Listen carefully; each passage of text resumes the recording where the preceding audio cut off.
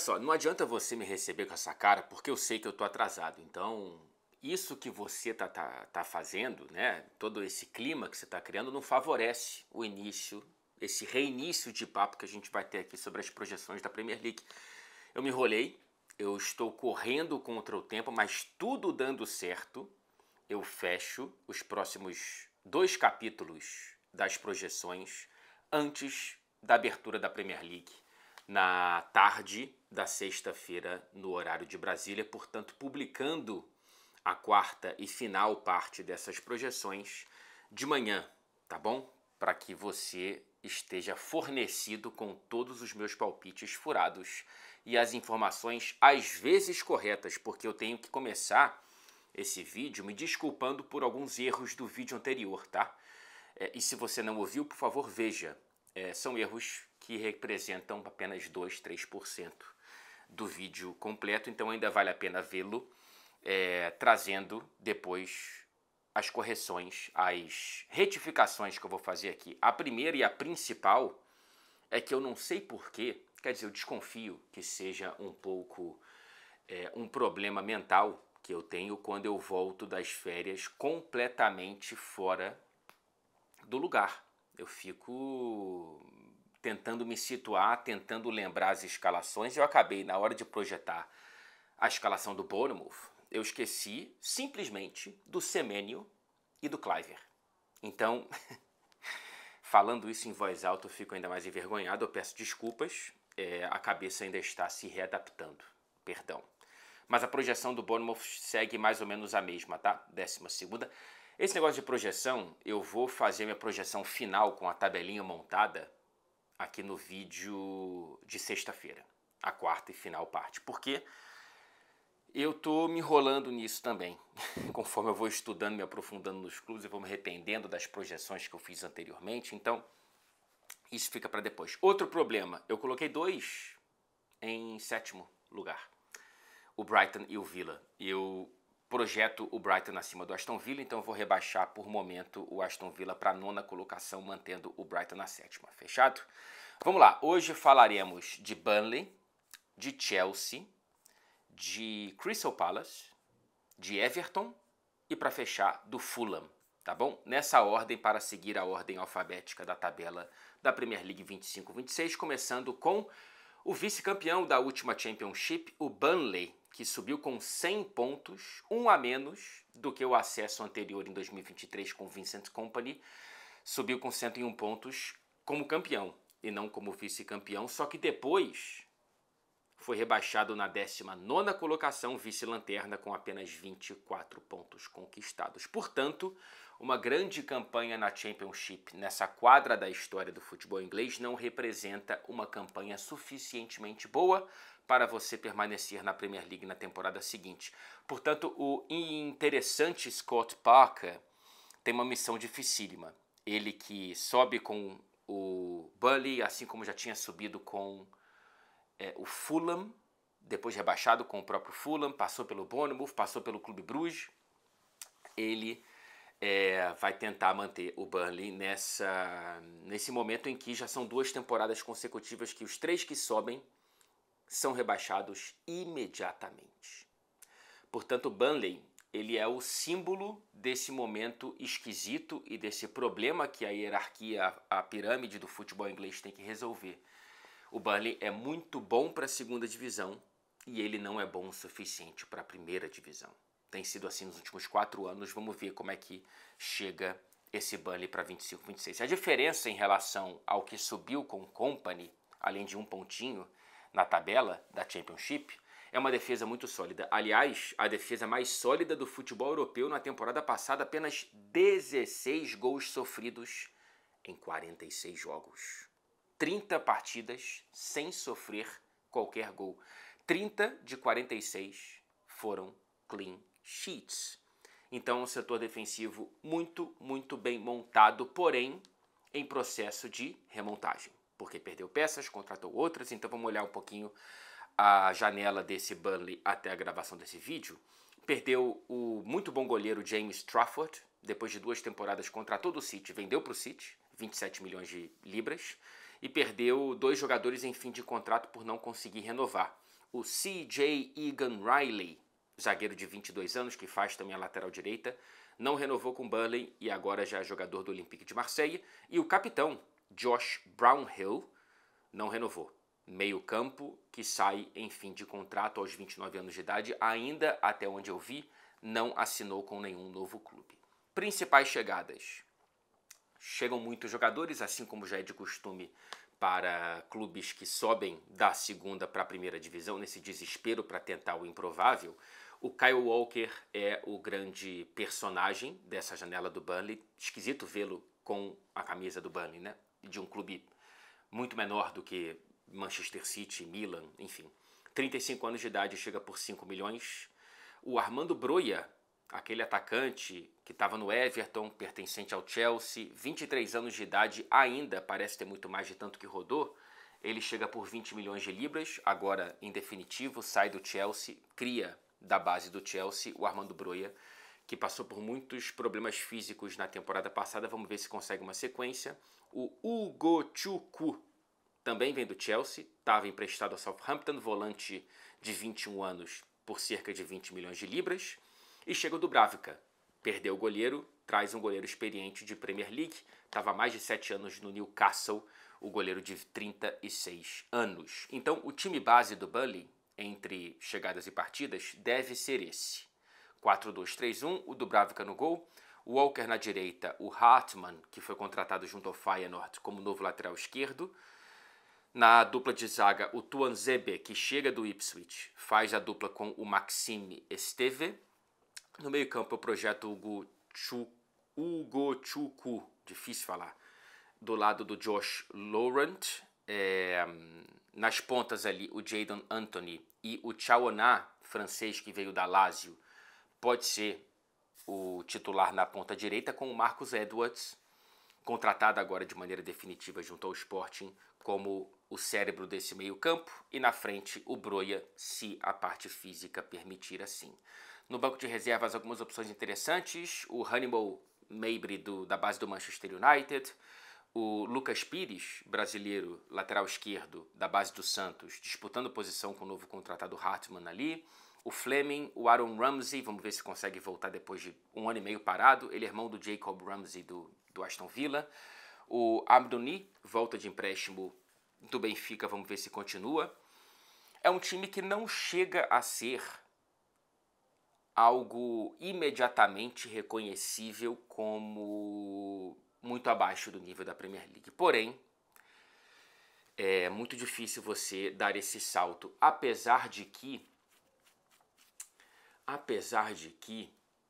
a gente tem, a princípio, quedas de clubes estabelecidos na Premier League. Isso pode dar um certo samba ali para quem está vindo da Championship. Pode dar uma briga, pelo menos, maior do que das últimas temporadas, em que houve realmente um abismo entre quem subiu e quem ficou. Mas eu ainda vou colocar o Burnley como rebaixado, porque eu não vou brigar contra uma tendência ruim para o futebol inglês, mas que já está com cara de realidade um pouco cristalizada nesse momento. Então coloco o Burnley como 18º, e rebaixado na Premier League. Acho eu. Vamos passar para o Chelsea, o empolgante campeão do mundo. Colocação na última temporada, 4º colocado, conseguiu confirmar na última rodada a vaga para a Liga dos Campeões, campeão da Conference League e campeão da Copa do Mundo de Clubes. O Chelsea, senhoritas e senhoritos, tem dado pistas de que pode correr por fora, tá? E se apresentar como um potencial candidato ao título. Por que não? Eu vejo um bololô ali, o Liverpool um pouco à frente, e no próximo vídeo falaremos do Liverpool, com Arsenal, City e Chelsea, podendo ter até certo ponto da temporada uma corrida de 4 cavalos. Será? Seria muito empolgante. Eu agradeceria por cobrir e acompanhar e trazer aqui para o canal uma briga mais plural do que das últimas temporadas. É muito difícil, né? Mas o Chelsea pode ter isso com mais longevidade nessa temporada. Na temporada passada chegou a se apresentar como um potencial candidato ali em novembro, dezembro, outubro, o Chelsea estava muito, muito, muito bem, acima das próprias expectativas, mas depois perdeu um pouco de gás. E é esse a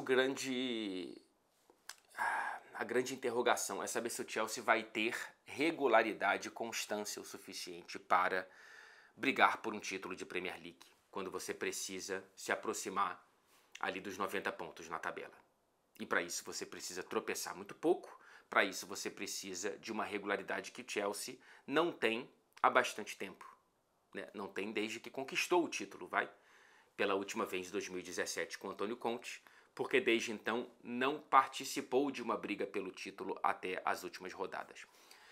O jogo contra o PSG lá nos Estados Unidos, na Copa do Mundo de Clubes, muda um pouco o patamar do teto desse Chelsea. Então, é um Chelsea que pode apresentar atuações como aquela que eu não via há muito tempo, ainda mais considerando a dificuldade do adversário. Isso pode funcionar muito bem em mata-mata, em pontos corridos temos que esperar para ver. O ponto é esse. Agora, o Chelsea tem um elenco um pouco mais profundo, com mais opções, podendo rodar melhor as peças sem cair tanto de qualidade. É essa a impressão. Quando você olha para a janela, para as chegadas, para as partidas, tem o desafio físico de ter sido, junto com o PSG na Europa, quem se reapresentou por último, quando o Chelsea estava voltando do título da Copa do Mundo.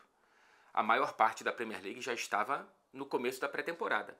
Então, tem que entender o quanto que o Chelsea vai estar em ritmo de pré-temporada nesse começo de temporada, porque não teve tempo hábil, uma das vítimas desse calendário que tenta colocar mais e mais competições e esticar as que já existem.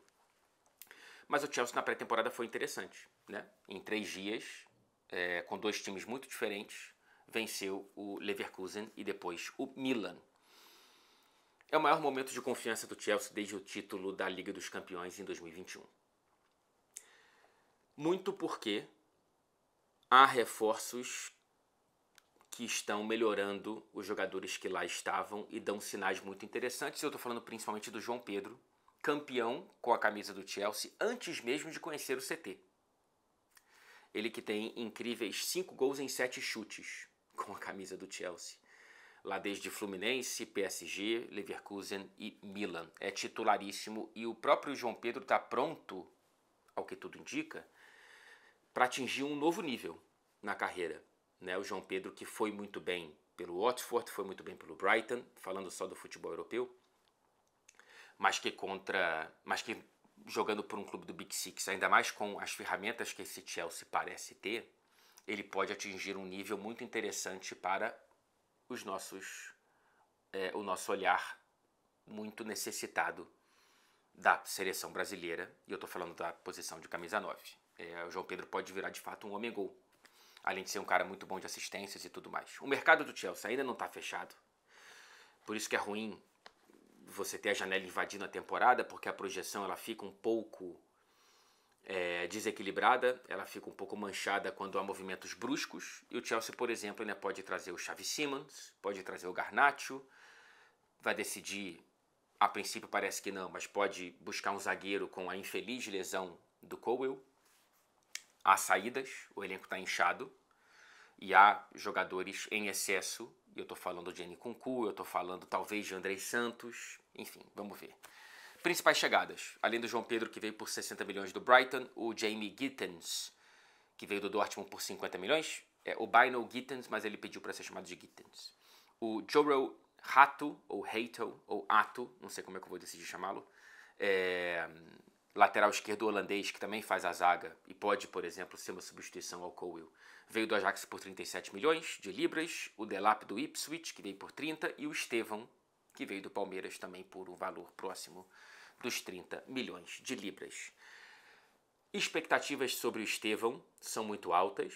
Ele foi muito bem quando titular contra o Leverkusen, a estrela muito grande, já fazendo gol no primeiro jogo dentro do novo estádio.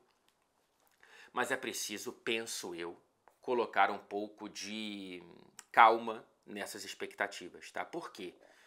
O Estevão chega num elenco com muitas opções para o setor em que ele pode ajudar o Chelsea. Ajuda o Estevão, o fato de que o Maresca o enxerga como arma útil, ferramenta útil para qualquer uma das posições do ataque. Na ponta direita, na ponta esquerda, no centro, como falso 9. O Maresca disse isso na entrevista coletiva da semana passada. Mas o Maresca também disse que é preciso ter calma, é preciso ter paciência. Ele veio do outro lado do mundo, diz o Maresca. Vem com outros fundamentos, vem com outra cabeça. Vamos entender o quanto de tempo vai ter o Estevão. O primeiro sinal positivo é que, diferentemente do Ângelo, diferentemente do David Washington, diferentemente do Andrei Santos, ele chega e fica. Então ele já é integrado ao elenco, ao primeiro time do Chelsea. Segundo ponto, o Maresca deu minutos assim que possível para ele. Titular contra o Leverkusen, entrou contra o Milan. Então eu imagino que ele tenha minutos na Premier League, saindo do banco de reservas principalmente. Isso eu estou considerando todo mundo saudável, né? É claro que se houver uma lesão muito grave, o Estevão ele pode furar um pouco essa fila de tempo. E nas Copas, né? Quando começar a Copa da Liga, eu imagino que o Estevão seja titular. Nas primeiras rodadas, nos primeiros jogos da FA Cup, certamente ele será titular se estiver bem fisicamente. Então, vamos ter calma. O Estevão ele chega no ambiente em ano de Copa precisando jogar. O quanto que ele vai jogar temos que esperar para ver, mas eu colocaria um pouco de freio nesse cenário em que tem muita gente do Brasil colocando o pé fundo no acelerador e colocando uma pressão gigante dentro de um novo cenário em que ele tem uma importância muito menor do que a que ele tinha quando sai do Palmeiras. Natural. Ele pode furar essa fila muito rapidamente. Mas o normal é que não seja assim. Veja, por exemplo, o Endrick no Real Madrid. Então, o Estevão tem muito talento, tem muita possibilidade de ter muitos minutos, mas muita calma nessa hora. Principais saídas do Chelsea. Como é que o Chelsea segue contratando muito? Vende muito bem. Já fez mais de 200 milhões só nesse mercado. E poucos jogadores que ali estavam, né? Só o Madueke. O resto, e o Dewsbury Hall. O resto, João Félix, Broja, Hugo, Choco, o Kepa, o Petrovic, estavam emprestados e renderam dinheiro para o Chelsea. Eu gostaria, aqui no meu cantinho, de ver o Chelsea aproveitando duas oportunidades, uma das duas, claro, que surgem numa posição que eu ainda considero frágil no time titular. Eu estou falando de Donnarumma para essa janela, ou de Ter Stegen para a janela de janeiro, porque está machucado, nenhum clima de ficar no Barcelona, são dois goleiros caros, sim, sem nenhuma dúvida, mas que são muito melhores do que o Robert Sanchez. Não sei se é a ideia da diretoria, se é a ideia do Maresca, mas vamos ver. Time base do Chelsea, Sanchez. Na direita, acho que ele começa com o Malo Gusto, na esquerda o Cucurella. A dupla de zaga, frágil, Chalobah e o Tosin, a Darabioio. Ainda tem para ver o retorno do Fofana, tomara que volte bem, o zagueiro francês depois de muito tempo machucado. Tem o Badiashile, tem o Rato que veio do Ajax, eu vou falar Ato, que eu acho melhor, né? O Ato ou Heitel. Esquisito chamar o cara de rato, né? A não ser que seja o caça-rato. Enfim, essa dupla de zaga não tá tão boa assim, penso eu. Aí o Reece James pode ser uma opção no meio campo, como foi contra o PSG, o Moisés Caicedo do lado e o Enzo Fernandes dando passo à frente, o Palmer na direita, o Pedro Neto na esquerda e o João Pedro no centro do ataque. Ainda tem no banco o Gittens, o Delap, o Estevão, o Andrei Santos se ficar, o Essugo que veio, o Lavia voltando de lesão, Fofana, Badiashile, não sei se o Nkunku fica, mas enfim, é um elenco interessante para o Estevão entrar, por exemplo, recuar o Enzo e colocar o Estevão no lugar do Reece James. Mas se o Reece James estiver bem fisicamente, a tendência é que ele seja mais titular do que reserva. Qual é a projeção do Chelsea? Eu tô com muita dificuldade, eu vou deixar para o vídeo da sexta-feira, cara. Mas eu acho que fica ali entre quarto e terceiro. Não acho ainda que esteja pronto para ser campeão inglês. Posso estar redondamente enganado, como já estive muitas vezes em relação, inclusive, ao próprio Chelsea. Crystal Palace. Falamos do campeão da FA Cup e do recém-campeão da Supercopa da Inglaterra. Na última temporada foi 12º colocado. Em 1 ano e meio de trabalho, o Oliver Glasner já levantou 2 títulos inéditos e coloca o Crystal Palace em competições europeias pela primeira vez na centenária história do clube do sul de Londres. Uma lua de mel absolutamente perfeita, certo? Não. Temos 2 gols contra aí, tá? O primeiro, o rebaixamento do Crystal Palace da Europa League para a Conference League. Como foi campeão da FA Cup, automaticamente estaria na Europa League. Porém, por conta das regras de sistemas multiclubes da UEFA, o Crystal Palace não pôde jogar a Europa League e troca de posições com o Nottingham Forest, que sai da Conference para a Europa League, ou seja, uma promoção, enquanto o Crystal Palace é rebaixado para a 3ª divisão das competições da UEFA. O Crystal Palace tentou recorrer e perdeu o recurso na Corte Arbitrária do Esporte, no CAS. Basicamente, o que aconteceu? A UEFA e o CAS viram que o Crystal Palace infringiu as regras do sistema multiclubes. Porque o Textor, e ele é o grande personagem desse problemaço do Palace, ele tinha 43% das ações do Palace até junho, enquanto, ao mesmo tempo, ainda era sócio majoritário do Lyon com 77%. Nas regras da UEFA, isso não pode acontecer. O que aconteceu foi que o Textor se desfez primeiro do Palace e depois do Lyon tarde demais. A UEFA pediu para ser... As regras da UEFA dizem que tem que ser até março e o Textor só fez isso em junho. Por que, Fred, Girona e City puderam participar da Champions passada? Porque, tecnicamente, o grupo City atendeu às regras da UEFA. A mesma coisa para Nice e Manchester United na última Europa League. A Ineos atendeu a tempo às regras da UEFA. O grupo Red Bull, com Leipzig e Salzburg também. Quem deu mole foi o John Textor. As regras podem melhorar? Lendo pessoas especialistas no tema, parece que sim. Mas regras que parecem muito pouco claras para o público geral são muito claras para quem entende o que tem que ser feito e o que não pode ser feito, e o John Textor basicamente comprometeu essa posição do Crystal Palace na Europa League. Existe um lado de que é mais fácil o Crystal Palace chegar mais longe, ou talvez até ganhar a Conference League, do que seria certamente na Europa League. Mas é uma perda financeira de pelo menos 20 milhões de libras, o que para o tamanho do Palace e para o tamanho do orçamento do Palace é algo bastante relevante. O outro gol contra? Falta de reforços para Glasner. Perdeu o diretor esportivo, que foi para o futebol saudita, teve essa dúvida se ia jogar uma ou outra competição europeia. Acho que tudo isso atrapalhou um mercado basicamente congelado. Ninguém importante saiu, ninguém importante chegou. Pelo menos até agora. As únicas 2 contratações. Um lateral esquerdo de 27 anos que veio do Ajax, o Borna Sosa, que joga pela seleção da Croácia, veio por 3 milhões. E o Walter Benítez, goleiro, que estava no PSV, de 32 anos, vem em fim de contrato, de graça, portanto. Ninguém relevante saiu. Mas o Steve Parish, que é o CEO do Crystal Palace, já disse que deve perder pelo menos um dos 3 destaques do time, o Guerri, o Wharton ou o Eze. Um dos 3, pelo menos, deve sair até o fim da janela. Eu imagino que o mais provável seja o Guerri. O Liverpool está no cangote do capitão do Crystal Palace.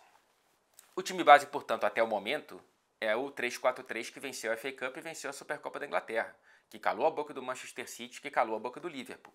Com Henderson no gol, o Richards, o Lacroix e o Guerri na zaga, Munhoz na direita, o Mitchell na esquerda, o Wharton e Kamada no meio campo, o Sarr de um lado, o Eze de outro e o Mateta na ponta de lança. Banco de reservas com o Lerma, o Hughes, o Sosa, o Klein ainda existe, o Esse, o Edouard. Precisa de contratações, especialmente se perder um ou 2 destaques desse time. Precisa de contratações relevantes, tá? Se mantivesse esse time, eu acho que estaria bem ali para brigar por uma vaga europeia mais uma vez. Inclusive dentro da Premier League.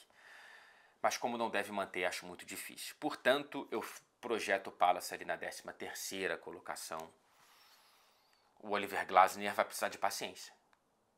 Vamos ver se consegue ser agradado e agraciado com o que ele merece até o fim dessa janela que fecha no dia 1º de setembro. Vamos fechar, portanto... Fechar não. Ainda faltam 2. Vamos passar para o quarto dos 5 clubes desse vídeo. Everton, de Casa Nova. O Everton que na última temporada sofreu um pouco menos. 13ª colocação. A melhor desde 2021.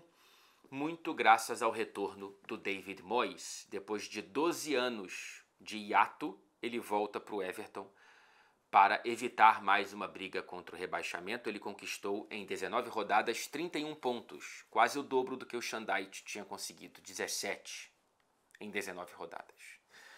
Agora sai de cena o Goodison Park, depois de 132 anos, casa do Everton desde 1892, entra, agora já vendido com name rights, o Hill Dickinson Stadium, ali nas docas de Liverpool, uma posição muito premium, bonitaço. A localização do novo estádio do Everton é melhor do que a localização do histórico Goodison Park, que fica para o time feminino, pelo menos para esse começo desse novo capítulo da história do Goodison Park. 52 mil lugares, é o 8º maior estádio da Inglaterra, a nova casa do Everton. O Everton conseguiu evitar estrear o estádio na 2ª divisão, depois de temporadas com vários problemas, inclusive fora de campo. Agora tem um novo grupo à frente do Everton depois da saída do Moshiri, que não deixa nenhuma saudade. É o Friedkin Group, agora dos Estados Unidos, quem comanda o futebol do Everton, e tenta enviá-lo de volta à briga por competições europeias, o que era algo mais ou menos comum na época que o David Moyes era treinador, 12 anos atrás, 13 agora. O mercado do Everton ainda está um pouco estagnado na porta de entrada, mas na porta de saída a barca foi muito grande. Principais nomes que saíram: o Calvert-Lewin, o Doucouré, o Ashley Young, e as principais chegadas são 3 até o momento. Jack Grealish vem de empréstimo ao Manchester City.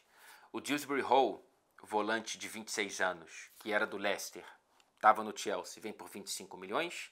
E o Tierno Barry, eu vou chamar de Barry, porque vão chamar de Barry aqui, mas ele é francês, atacante de 23 anos, que brilhou na campanha do Villarreal na temporada passada. O Villarreal de volta à Liga dos Campeões. O Barry fez 11 gols nessa campanha de La Liga, chega por 27 milhões de libras. O grande nome dessa janela até aqui, claro, é o Jack Grealish, 30 anos no mês que vem, em setembro, e ele chega para tentar ressuscitar a carreira depois de 2 temporadas apontando para baixo. Problemas fora de campo. O Jack Grealish, fanfarrão quando jogando e campeão, é engraçado. O Jack Grealish, fanfarrão quando não jogando e não conseguindo atender às demandas do Manchester City, não é tão engraçado assim. E ele tenta ressuscitar a carreira num ano muito importante para ver se ele consegue voltar para a Inglaterra a tempo da Copa do Mundo. Eu acho muito difícil. Uma grande dúvida aos mais românticos, que acham que o Guardiola apagou o futebol do Jack Grealish, é ver se no Everton ele consegue recuperar aquele brilho que ele tinha no Aston Villa. Sem nenhuma dúvida, ele era mais inventivo com a camisa do Villa, mas talvez porque ele não foi bom o suficiente para ser tão inventivo com a camisa do Manchester City. Ele foi bom o suficiente para ser uma engrenagem muito importante, principalmente no ano da Tríplice Coroa. A segunda temporada do Jack Grealish à frente do Manchester City. Mas ele não conseguiu ser minimamente relevante nas últimas 2 temporadas. Tomara que ele consiga ser algo parecido com o que a gente viu no Villa com a camisa do Everton. Seria interessante para a Premier League ter um pouco mais de um Jack Grealish criativo, solto, driblador, enfim, um futebol mais moleque. É uma aposta cara, salários altíssimos, para uma posição pouco urgente, falando baixinho aqui com você, tá? Porque quando você olha para o time base do Everton, tentar escalar o Grealish sem mexer muito no NDIE, que foi o melhor jogador do setor ofensivo da temporada passada, E no Dewsbury Hall, que chegou para essa posição, é um pouco complicado. Será que o Grealish vai jogar na direita? Será que o Dewsbury Hall pode jogar na direita, o Grealish no centro? Na esquerda eu acho que ninguém mexe no NDIE, pelo menos a priori. Então eu coloco ali no 4-2-3-1 o Pickford com o Jake O'Brien na direita, o Mykolenko na esquerda, o Tarkowski, ainda zagueiro do Everton, e o Branthwaite, que conseguiu ficar no... O Everton conseguiu segurar essa promessa da base. Bom, promessa não, realidade, né? Que foi muito atacado, aliciado por outros clubes, principalmente na temporada passada, e o Branthwaite continua. No meio campo, eu acho que ele mantém ali o Garner do lado do Gueye. E aí na frente, vamos ver o que acontece. O Barry vai ser a ponta dessa lança. E aí o Carlos Alcaraz, que estava no Flamengo, talvez vá para o banco. Ou ele pode ser titular, com o Garner indo para o banco e recuando um pouco de Dewsbury Hall. Não sei, tem que perguntar para o Moyes, inclusive vou entrevistá-lo nessa quarta-feira. O Coleman fica no banco, o Michael Keane, o McNeil, o Beto. Ainda precisa de contratações e o David Moyes sabe disso. Portanto, eu vejo um Everton mais ou menos por ali. Eu coloco na 15ª colocação, mas pode ser 14º, 13º. Não vejo o Everton piorando tanto, nem melhorando tanto assim. Portanto, não vejo o Everton atendendo aos anseios do torcedor, que é voltar a brigar por competições europeias. Pelo menos até o momento da gravação desse vídeo, talvez contrate mais jogadores. Quem desesperadamente precisa visitar o mercado com um senso de urgência maior é o Fulham. 11º colocado na última temporada, a 5ª do Marco Silva à frente do Fulham, a 4ª consecutiva do Fulham na Premier League. As 3 anteriores sempre ali, entre 10º e 13º. A gestão da família Khan, do Shahid Khan, costuma contratar no fim da janela, mas a situação parece nesse momento enervar até os mais calmos torcedores do clube do Craven Cottage, porque até agora só contratou um jogador, um goleiro reserva, o Benjamin Leconte, francês de 34 anos que estava no Montpellier. Fala-se em urgência por pontas, por exemplo, quebrando a banca, quebrando o recorde da história do próprio clube, atrás do Kevin, jogador revelado pelo Palmeiras que está muito bem no Shakhtar. Fala-se em Chukwueze do Milan, em tentar comprar o Nelson do Arsenal, ele que passou a segunda metade da temporada emprestado ao Fulham na temporada passada. Precisa de reforços. Não perdeu ninguém relevante, é verdade. O Rodrigo Muniz está no radar da Atalanta, dizem que também do Newcastle, mas até agora nada aconteceu. Então, a janela do Fulham é uma pasmaceira, é um tédio para o torcedor do Clube de Londres. O time é igual. 4-2-3-1 com o Leno, o Tete de um lado, o Sessegnon de outro com o Andersen e o Bassey, o Sanderberg do lado do Lukic e um pouco mais à frente o Andreas Pereira no centro desse meio campo, com o Ayobi de um lado, o Harry Wilson de outro e o Rodrigo Muniz ainda brigando ali por vaga no ataque, porque tem o Raul Jimenez, aí tem o Adama Traoré, tem o Josh King, bom jogador da base, o Smith Rowe, que ainda não conseguiu encaixar, o Reed, precisa de reforços. Então, cara, eu colocando o Fulham em 16º. Eu tô achando esse time muito frágil. Eu tô achando esse time sem oxigenação de motivação, oxigenação técnica, física, mental. Um problema pro Marco Silva, que também ainda não deu o pulo, né? Achei que a essa altura já teria, por exemplo, feito o que o Thomas Frank fez, indo pro Tottenham. Enfim, essa briga contra o rebaixamento, que pode envolver o Fulham, tem nomes interessantes. Será que o Everton participa dela? O Brentford caindo um pouco? O West Ham? O Wolverhampton? Isso eu vou falar, esses dois últimos, nos próximos vídeos. Espero que não tenha errado nada muito crasso aqui, tá? Mas se eu errei, você por favor faça o que fez no último vídeo. Se desinscreva do canal, pare de me ver, me bloqueie nas redes sociais, brincadeira. Só avisa aqui na caixa de comentários, tá? Um beijo e até o próximo vídeo.